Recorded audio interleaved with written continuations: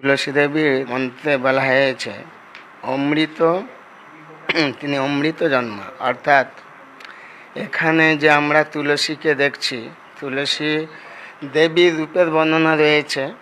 এখানে যে তুলসী আমরা বৃক্ষরূপা তুলসী দেখি,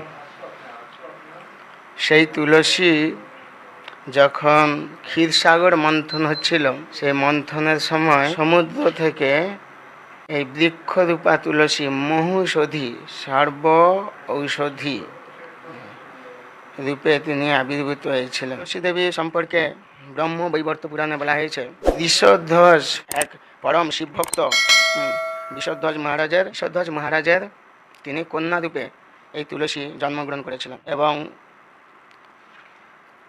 সেই তুলসী নামটা হয়েছিল যে তার রূপ গুণ তার কারোর সঙ্গে তুলনীয় নয়, অত্যন্ত অতুলনীয় রূপ, সেই জন্য তাকে তুলসী বলা হয়েছে।